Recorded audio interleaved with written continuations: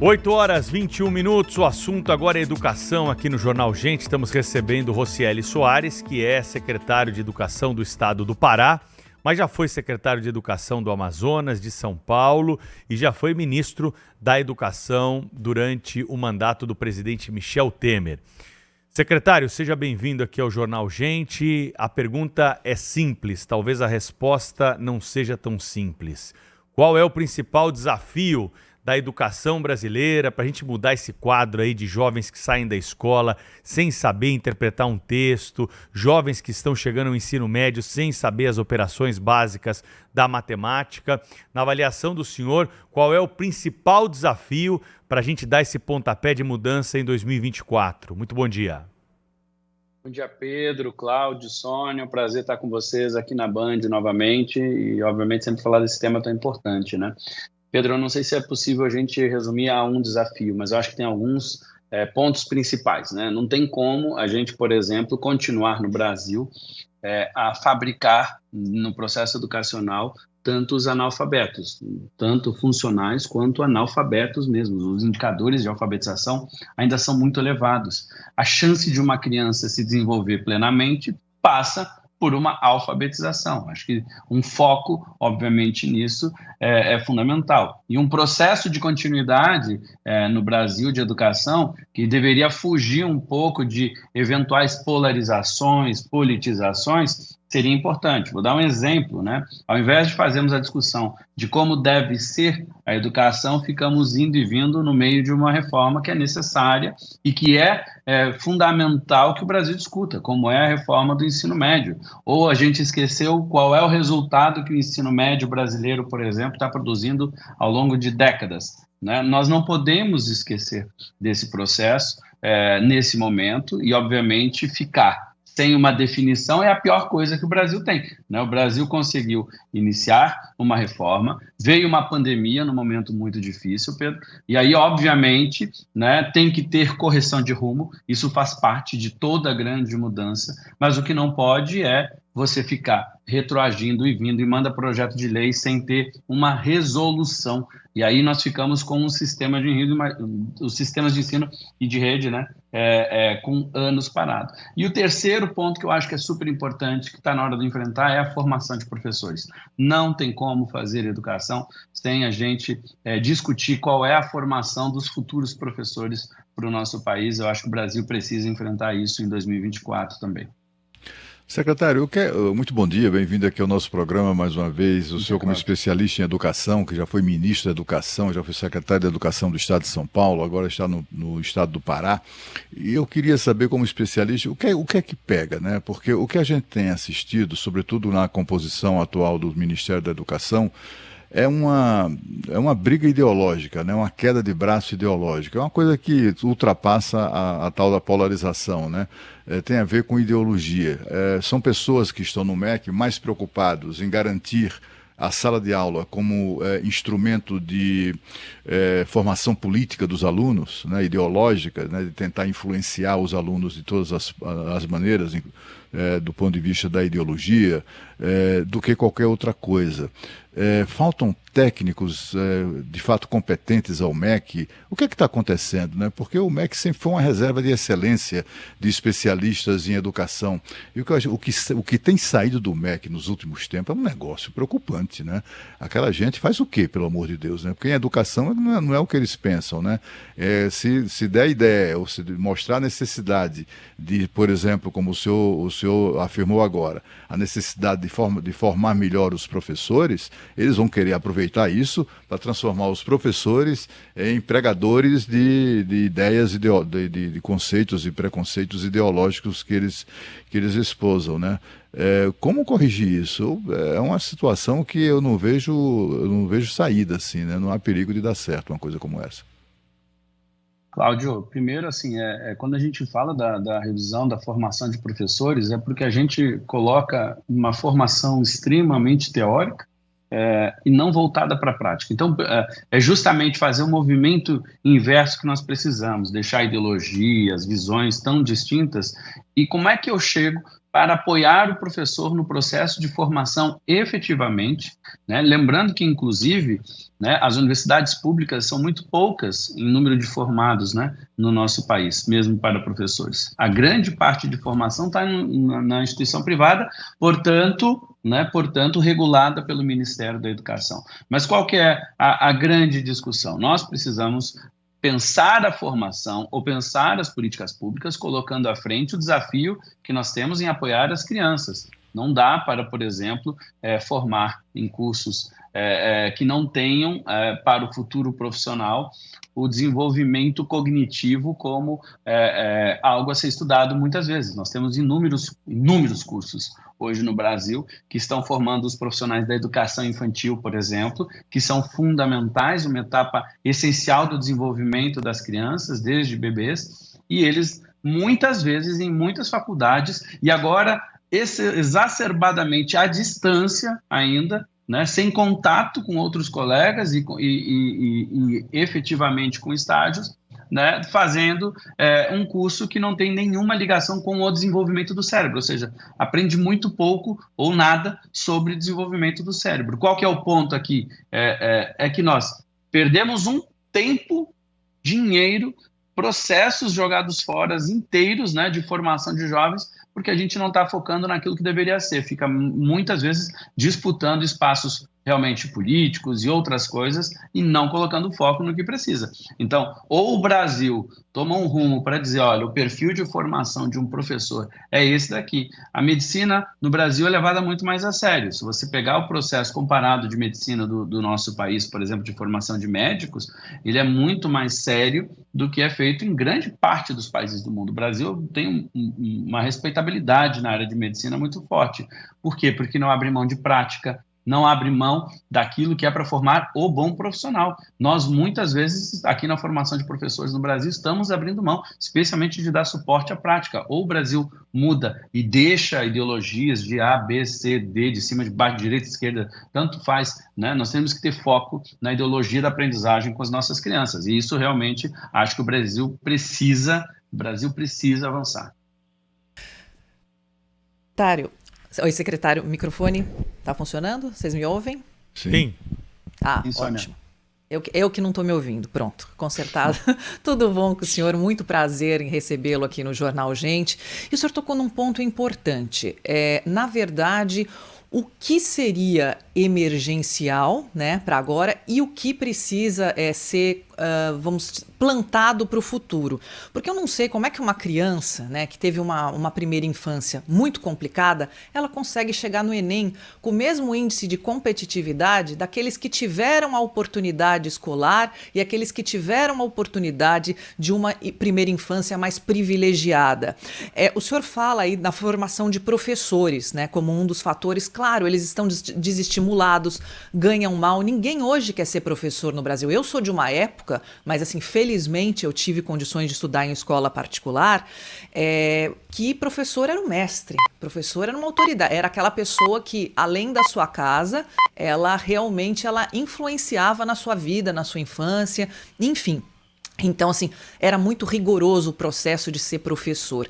Então, eu queria ver com o senhor, além dessa questão do professor da primeira infância, o aluno hoje, no ensino médio, vamos por exemplo, ele precisa também trabalhar muitas vezes. Como conciliar tudo isso, secretário? Eu sei que a gente não faz as coisas num passe de mágica, mas o Brasil precisa disso urgente. Quando eu falo da formação, é justamente porque eu concordo com você, Sônia. A gente precisa disso urgente. Mas vamos, só para dar um timeline, certo? Se a gente concorda que a formação de professores precisa ser aprimorada no país, e nós não fizermos isso com a devida urgência, nós não mudamos isso em 10 anos.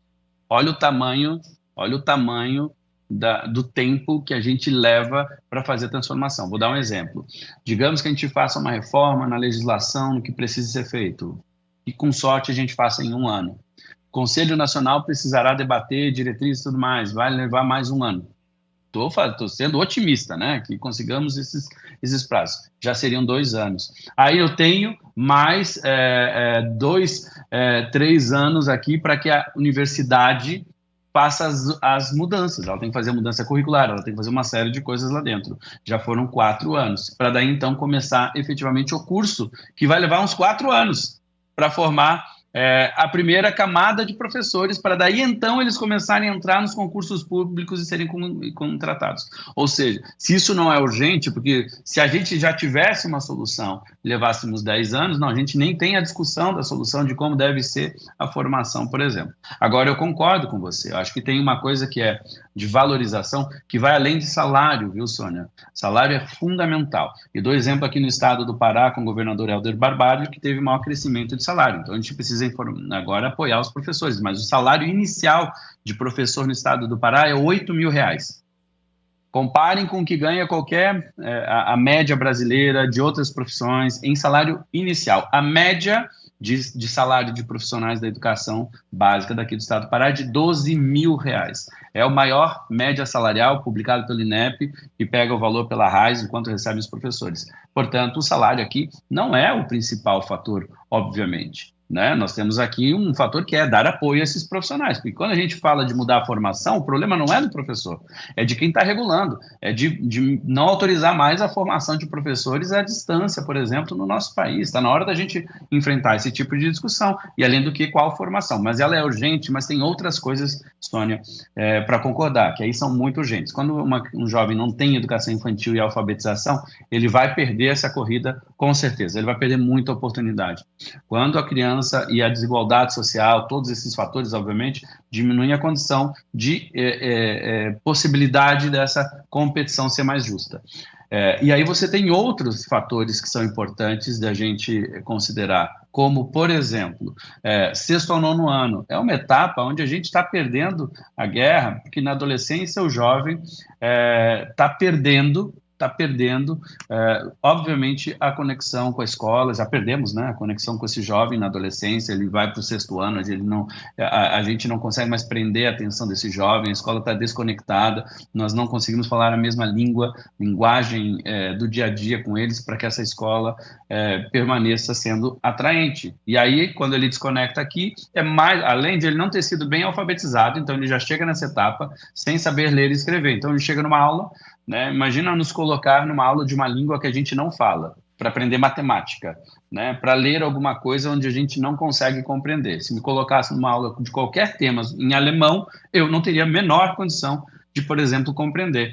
Né? Nós estamos fazendo isso com os nossos adolescentes. E aí a gente está fechando o olho dizendo que é normal. Não é culpa dele, mas é o sistema que precisa ser revisto. Isso é extremamente urgente. Sem falar do comportamento socioemocional, desenvolvimento das competências socioemocionais, que nós também ainda precisamos trabalhar muito. O currículo foi mexido no Brasil nesse sentido. Nós precisamos elevar o nosso nível de implementação. Aonde pega mais para a implementação dessas coisas? Na formação de professores, no meu entender. Secretário Rocieli Soares está conosco, é um dos grandes especialistas em educação do país. E o novo ensino médio, né? O senhor participou do embrião disso tudo, estava como ministro quando foi aprovada a mudança no ensino médio, os itinerários que foram anunciados aí como uma revolução na nossa educação. O que o Congresso Nacional vai mexer na visão do senhor? Como é que nós vamos sair dessa? Porque é um dos temas palpitantes para a retomada dos trabalhos aí no Congresso Nacional em 2024, porque está em curso uma reforma do novo ensino médio. Eu acho que tem algumas coisas importantes, né? Só para lembrar para as pessoas, né? A reforma foi aprovada no início de 2017, né? Em fevereiro de 2017, para ser implementada em 5 anos. Só que dentro dos 5 anos nós pegamos, por exemplo, uma pandemia e, obviamente, tivemos uma série de processos. É a maior mudança na história da educação. Isso é importante comparar, porque o Brasil já passou por outros processos de reforma, assim como vários países, né? Mas é uma reforma que mexia em acesso somente, e agora não, a gente está falando de uma reforma que mexe na forma de acesso, no currículo, na formação. É um conjunto de coisas que precisam ser feitas para que essa reforma, obviamente, seja bem sucedida. E acho que esse é uma clareza de um primeiro desafio. Toda reforma desse tamanho, Pedro, requer, sim, né, que você vá fazendo discussões em paralelo para aprimorar. Não tem como, obviamente, uma reforma desse tamanho não ter aprimoramentos, tanto que somos a favor de aprimoramentos. Mas nós não podemos perder a essência do que foi discutido e tem sido discutido há décadas. E acho que o Congresso deve caminhar, entendo que o Congresso vai caminhar nesse sentido, inclusive porque o relator Mendonça Filho, né, aponta no seu relatório alguns ajustes para melhoria, mas mantendo algumas das coisas, né? Lembrando, primeira coisa da reforma que todos já concordaram, o aumento da carga horária permaneceu. Então, foi aumentado na reforma de 2.400 para 3.000 horas no ensino médio, ou seja, 5 horas por dia. Este aumento da carga horária permanece em qualquer uma das propostas. O Ministério da Educação apresentou uma proposta onde ela aumenta o que seria a Base Nacional Comum Curricular para 2.400 horas, e no relatório do Mendonça Filho está em 2.100 horas, né? E numa negociação ali que pode girar em torno de 2.200 horas. E essa é aqui uma das coisas mais importantes, porque qual que é a grande discussão em relação aos itinerários? É caber, por exemplo, a educação técnica, que faz sentido para dar empregabilidade, fazer que os nossos jovens tenham acesso a uma educação que faça mais sentido, inclusive para a vida real deles. E educação técnica, sem dúvida, é importante. Quando você diminui muito o tamanho do itinerário, você não vai caber cursos técnicos. Para quem é pai e mãe e quer que seu filho tenha a oportunidade de fazer um curso técnico, isso é fundamental que você aumente, né? São Paulo, por exemplo, está trabalhando muito fortemente nessa direção, e outros estados, tantos aí, que já têm políticas nesse sentido. Então, é importante que a gente consiga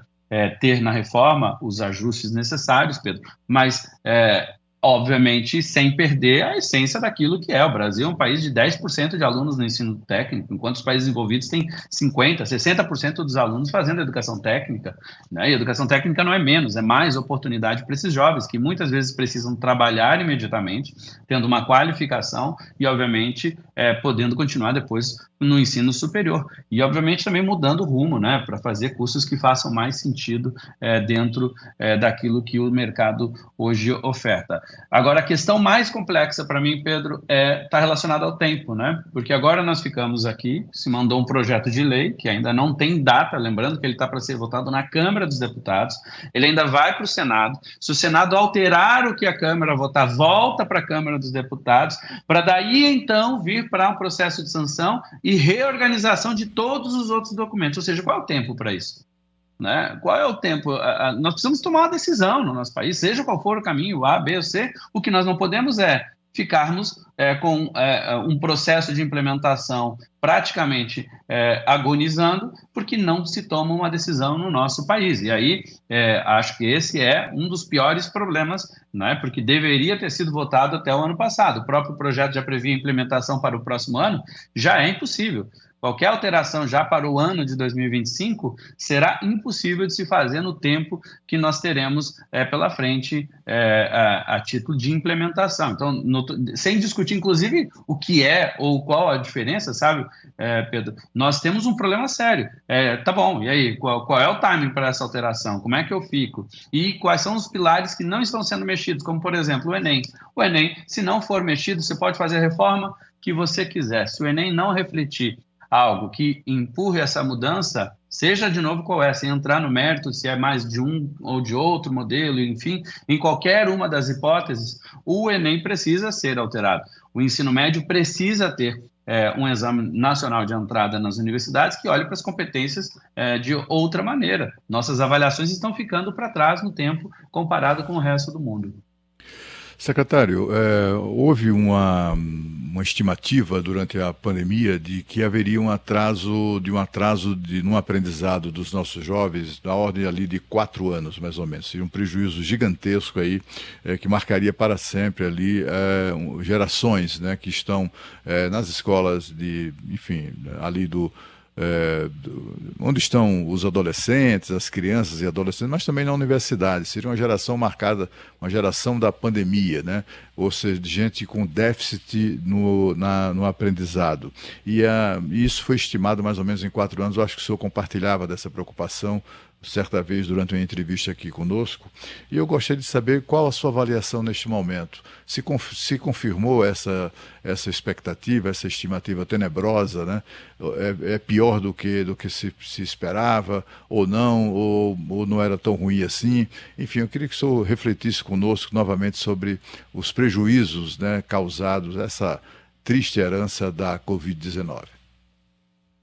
Cláudio, primeiro, obrigado pela pergunta, porque essa é uma pergunta importante, né? E o problema é sério e eu entendo que, inclusive, é mais sério do que a gente falava atrás. Apesar de alguns indicadores, aparentemente, não terem tido a queda, né? Você pega resultados como o SAEB ou o IDEB, né? A queda não foi tão grande quanto talvez se pudesse imaginar. Mas aí você tem vários fatores.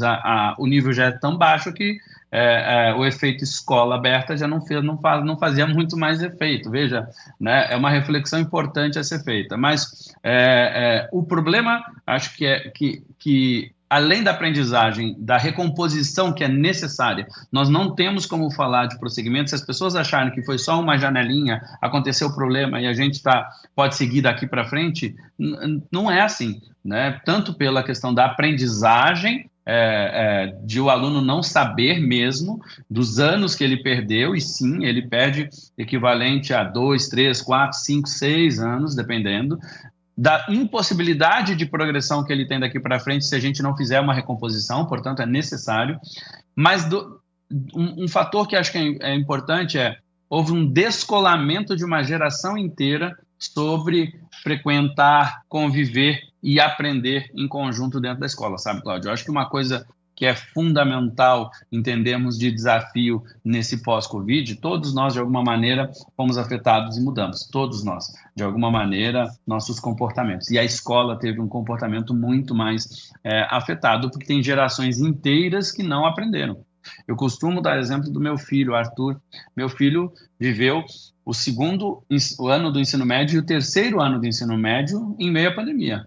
Portanto, ele não viveu, basicamente, o ensino médio, né, como experiência de vida, não só de aprendizagem, entende? Eu estou falando de aprendizagem, que obviamente ele teve prejuízo, mas para além da aprendizagem, de convívio, porque aqueles anos, aquela idade não vai voltar para ele, e as experiências que a gente vive no ensino médio, eu tenho certeza que todo mundo que já fez ensino médio tem algum tipo de experiência que vai além da aprendizagem, não vai conseguir se retornar, porque ele teve que ficar muito mais isolado do que nossas gerações, do que outras gerações tiveram de ficar. Então, para exemplificar que o prejuízo, Cláudio, nitidamente está indo além da aprendizagem. Ele está indo, inclusive, no processo, na condição de se conseguir aprender, né? Porque os jovens não estão mais, se desconectaram, né? As crianças menores, a gente tem mais tempo para recuperar. Os jovens que estão, por exemplo, no 6º ou 9º ano, que se desconectaram por mais tempo, eles têm menos tempo para a gente recuperar, para fazer a recomposição da aprendizagem. E, quando falo das aprendizagens, aprender matemática, português, história, geografia, filosofia, tudo mais, mas, ciências, né? Mas também de aprender as competências socioemocionais para o que esse mundo está exigindo. Eu acho que essa deve ser, nós inclusive, como secretário aqui do Pará, ajuda a coordenar um grupo de discussão sobre avaliação e recomposição da aprendizagem, porque a gente está o tempo todo, Cláudio, preocupado aqui em como fazer esse processo, em níveis e quase com um nível de customização, né, para cada criança e cada jovem que tem condições diferentes. Então, eu entendo que esse sim, ainda um grande desafio, e os estudos que são feitos mundo afora têm apontado como um grande desafio ainda para essa geração que está conosco e vai permanecer ainda por alguns anos. Secretário, eu não sei como é essa realidade no estado do Pará, mas em São Paulo o senhor conviveu muito com a questão da violência dentro da sala de aula e agressão aos professores. Em termos de Brasil, o senhor como especialista de educação, além da segurança pública, quem mais precisa ser envolvido nesse processo? Porque o aprendizado ele não vai andar se os problemas dentro da sala de aula, principalmente esses tão graves como a violência, não forem resolvidos.